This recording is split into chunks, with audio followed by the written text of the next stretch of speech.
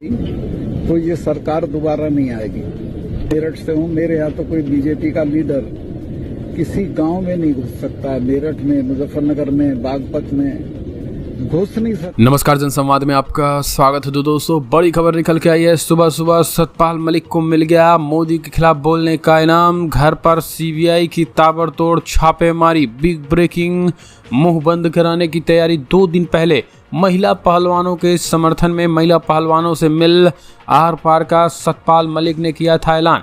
दूसरी बड़ी अपडेट निकल के आई है। कर्नाटका में सिद्धरमैया ही कर्नाटका के सीएम, अकेले लेंगे शपथ। डीके शिव कुमार पिछड़ गए, ये सूत्र बता रहे हैं। सिद्धरमैया होंगे सीएम। तीसरी बड़ी अपडेट निकल के आई है। डीके शिव कुमार को तोड़ने की कोशिश, सीबीआई और ईडी और आईटी के निशाने पर। बताएंगे क्या है पूरा माजरा। इस बीच बड़ी खबर निकल के आई है।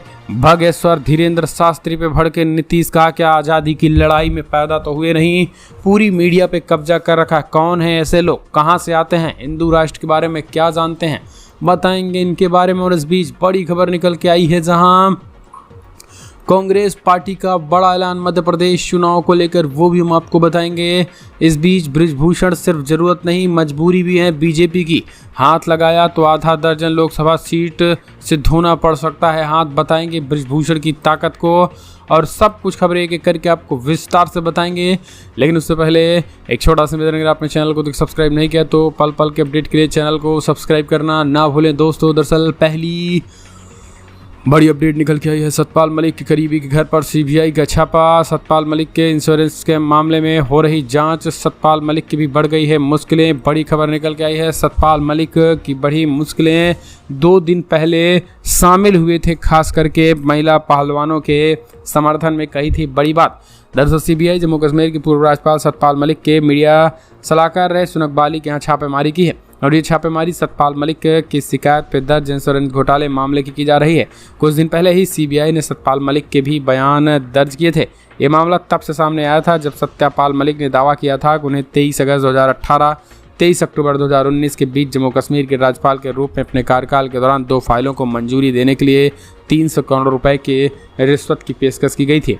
इतना ही नहीं, आपको बता दें इस पूरे मामले में जो है अब लगातार ये सवालों के घेरे में पहले से ही सतपाल मलिक के करीबी इसलिए हैं क्योंकि सतपाल मलिक ने जो खुलासा किया था सीबीआई के सामने भी, उन्होंने पीएम मोदी का नाम लिया था और कहा था कि असल में जो कुछ प्रस्ताव हम पे दिए गए हैं वो असल में मोदी जी के करीबी दोस्तों के द्वारा ही 300 करोड़ रुपए की घूस की रिश्वत दी जा रही थी। ऐसे में आप उन पर कार्रवाई क्यों नहीं करते हैं। लेकिन 2 दिन पहले सत्यपाल मलिक ने जिस तरीके से महिला पहलवानों के समर्थन में हुंकार भरी थी, प्रेस कॉन्फ्रेंस की थी और कहा था बेटियों के समर्थन में पूरा देश है और आप यहीं पे रहना। इसी के बाद जो है वो सतपाल मलिक को अब दबाव बनाने के लिए सीबीआई के छापे लगातार जारी हैं। वैसे सीबीआई के छापे के बाद सतपाल मलिक ने कहा सरकार 2024 में रिपीट होने वाले नहीं है। कर्नाटका के बाद यहाँ भी विदाई होगी। सुनिए क्या कुछ कहा है। तो ये सरकार दोबारा नहीं आएगी। मेरठ से हूँ, मेरे यहाँ तो कोई बीजेपी का लीडर किसी गांव में नहीं घुस सकता है। मेरठ में, मुजफ्फरनगर में, बागपत में घुस नहीं सकता। अगली एक और अपडेट निकल के आई है दोस्तों। सिद्धरमैया ही होंगे कर्नाटका के सीएम, अकेले लेंगे शपथ। पिछड़ गए डीके शिव कुमार। Big breaking. जहां कर्नाटका के मुख्यमंत्री पद के लिए चल रही खींचतान के बीच कांग्रेस हाईकमान ने बड़ा फैसला लिया। सूत्रों के मुताबिक पूर्व मुख्यमंत्री सिद्धरमैया ने एक बार फिर से राज्य के सीएम होंगे और उनको गुरुवार को ही अकेले शपथ दिलाई जाएगी। इसके बाद अन्य मंत्रियों पर फैसला होगा। डिप्टी सीएम कौन होगा, कितने बनाए जाएंगे, इस पर भी बात की जाएगी। फिलहाल दिल्ली में राहुल गांधी से मीटिंग चल रही है। सिद्धरमैया के साथ बैठक के बाद वो डीके शिव कुमार से भी मुलाकात करेंगे। सिद्धरमैया और राहुल गांधी की मुलाकात खत्म हुए। इस बीच डीके शिव कुमार की है और राहुल गांधी के मिलने के बाद 10 जनपद के लिए रवाना हुए। अब देखना दिलचस्प होगा कि कर्नाटका प्रदेश अध्यक्ष को किस तरीके से मनाया जाता है। लेकिन सबसे बड़ी बात यह है दोस्तों कि जिस तरीके से सिचुएशन को ख़राब किया गया है, खास करके कर्नाटका में, और कर्नाटका में अब जो सत्ता बदली हुई है उसके बाद से तगड़ा झटका लगा है। इस बात को माने या ना माने, लेकिन सिद्धरमैया जो है वो कांग्रेस के सबसे बड़े तारनहार निकले और उन पे लगभग मुहर लग चुकी है। अगली एक और अपडेट निकल के आई है। सीबीआई, ईडी और आईटी के निशाने पर हैं डीके शिव कुमार। बीजेपी उन पे सीबीआई शिकंजा कस तोड़ने की है तैयारी। कर्नाटक चुनाव के नतीजे आए 4 दिन हो गए, लेकिन अभी भी मुख्यमंत्री पद को लेकर सस्पेंस बरकरार है। कहा जा रहा है कि पूर्व मुख्यमंत्री सिद्धरमैया का पलड़ा भारी है, लेकिन कर्नाटक प्रदेश कांग्रेस के प्रदेश अध्यक्ष DK शिवकुमार भी रेस से पीछे हटने को तैयार नहीं है। मंगलवार को कांग्रेस अध्यक्ष मल्लिकार्जुन खड़गे के आवास पर कई दौर की बैठक और बातचीत हुई, लेकिन अभी तक नतीजा सिफर ही रहा। लेकिन अब खबर ये निकल के आई है कि मुख्यमंत्री सिद्धरमैया बनेंगे, लेकिन इन सब के बीच DK शिवकुमार को तोड़ने के लिए बीजेपी ओछी और घटिया राजनीति कर रही है। DK शिवकुमार पर CBI का शिकंजा कसा गया है।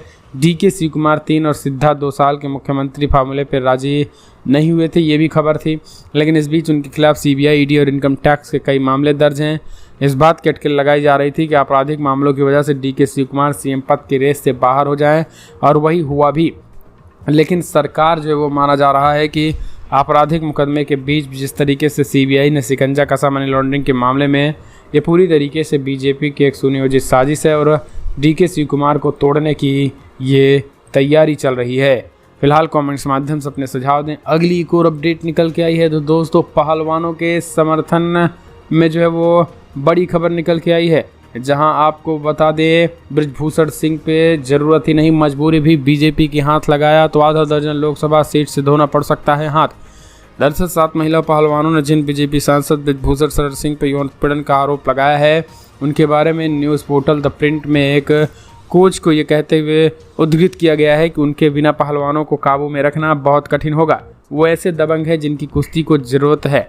सिंह ने कहा कि 2021 में इंटरव्यू देते हुए खुद ही कहा था कि ये लोग यानी पहलवान बलिष्ठ पुरुष और महिलाएं हैं। इन्हें काबू में रखने के लिए आपको ज़्यादा बलिष्ठ व्यक्ति की ज़रूरत होगी। मुझसे अधिक बलिष्ठ यहाँ कोई है क्या? बृजभूषण सिंह 12 साल से भारतीय कुश्ती फेडरेशन WFI के अध्यक्ष हैं। उन पर इसे जागीर की तरह चलाने 2012 से ही इन्हें वित्तीय अनियमितताएं होने और सेक्सुअल अपराध करने के आरोप लगाए जा रहे हैं।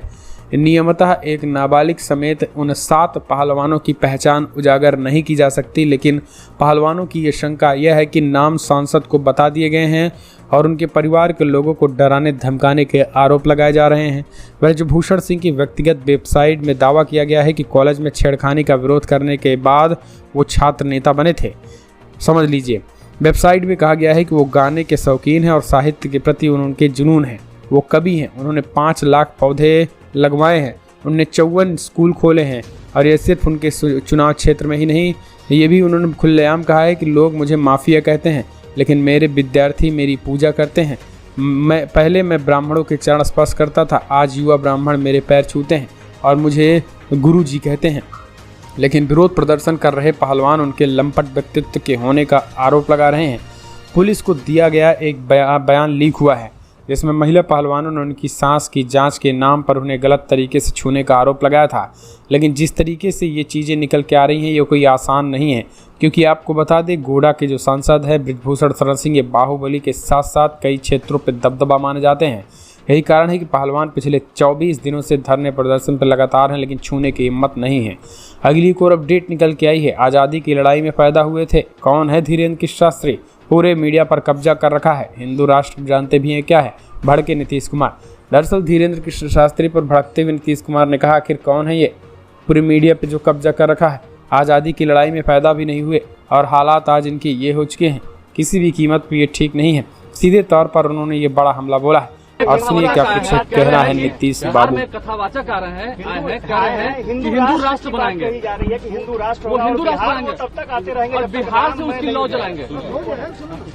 आजादी की लड़ाई हुई और कौन आजादी की लड़ाई लड़े थे? आज जो लोग लड़ करके आज जो बना संविधान बना सब लोगों की सहमति से, और जो बापू ने जो कुछ भी किया, राष्ट्रपिता महात्मा गांधी ने और सब लोगों ने किया, तो जो नामकरण है, अब उस नामकरण को ना स्वीकार करना चाहिए, उसके बाद कुछ बदलना चाहिए। हमको तो आश्चर्य होता है कि आजकल पता नहीं है, और ये सब की प्रचार इसलिए हो रहा है कि अब वहां वाले जिस तरह से बिहार देश भर के मीडिया पर जिस तरह का वो कब्जा किए, तो बातें नहीं आता। इसको कोई बताता है क्या है बिहार? देश का नाम क्या है आप जरा बताइए। तो देश का नाम है, उसको बदलिएगा। अब आजादी की जो लड़ाई हुई अब अभी जो सब बोल रहे हैं उनका कोई जन्म उस समय का था? आप जरा बताइए। हम लोगों का भी तो जन्म हुआ है बाद में, लेकिन हमारे पिता ने जो आजादी की लड़ाई में बहुत सक्रिय थे, अब बचपन में ही हमको बताए और बाद में एक एक चीज को हम लोग जाने। तो आप जरा बताइए। तो हम तो आपको इतना बार बार कह रहे हैं कि हम लोग तो सब मानते हैं राष्ट्रपिता महात्मा गांधी को और उनके साथ जितने लोगों ने काम किया उन सब लोगों का, और उसी के आधार पर हम लोग काम कर रहे हैं, डेवलपमेंट कर रहे हैं। और जहां भी हम लोग जा रहे हैं, लोगों से मिल रहे हैं, सब लोगों के बीच में ये बात हो रही है। लेकिन हमको तो कुछ कुछ आश्चर्य होता है कि सबकी क्या जरूरत है बोलने की। अरे किसी भी धर्म को मानिए, अपने ढंग से करिए, उसमें कोई रुकावट है? जो भी अपना धर्म की पूजा करे उसमें कोई किसी पर तो रुकावट तो है नहीं। लेकिन इस सब पर नामकरण करना आश्चर्य की बात है। हमको तो आश्चर्य लगता है, कब ये संभव है?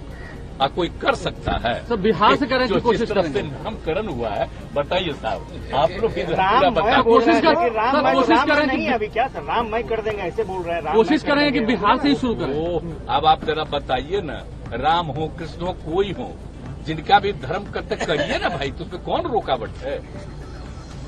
आप किसी भी धर्म को मानते हैं और आप जानते हैं ना कि इस देश में 7 धर्म है और एक तो बहुत कम है वहाँ वहाँ है, बम्बई में है, लेकिन बाकी जगह पर जो है हिंदू मुस्लिम सिख ईसाई सब लोग हैं। और बताइए बिहार से रिलेटेड तो यहीं पर ना करके ज्ञान प्राप्ति किनको हुआ, किनका जन्म हुआ, किनका क्या हुआ यहाँ? तो ये सब कितने धर्म, कितने लोग आते हैं, देश के बाहर से आते हैं, कहाँ से आते हैं? तो सब आते हैं।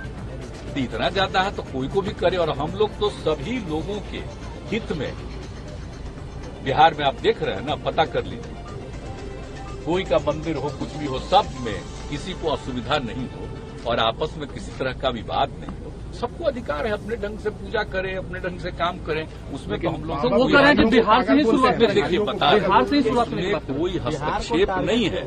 लेकिन कुछ चीजों को मान लेना चाहिए कि जितने धर्म को मानने वाले लोग हैं सबकी इज्जत है और कहीं इधर उधर लोगों के भी में इंटरफेयर नहीं करना चाहिए, ये अलाउड है।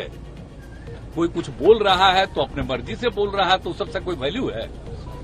इसलिए सब खत्म बात है। अरे देश के संविधान को भी समझना चाहिए ना। देश के संविधान का उल्लंघन कोई कर रहा है तो अब आप ही को देखना चाहिए। और हम तो समझते हैं कि मीडिया को अगर लिख देगा कि संविधान का उल्लंघन है तो सबको अच्छा लगेगा, लेकिन आपको मजबूरी है। भीड़ से क्या करें? आपको लगता है कि देश में माहौल बनाया जा रहा है? तो ये सरकार दोबारा नहीं आएगी।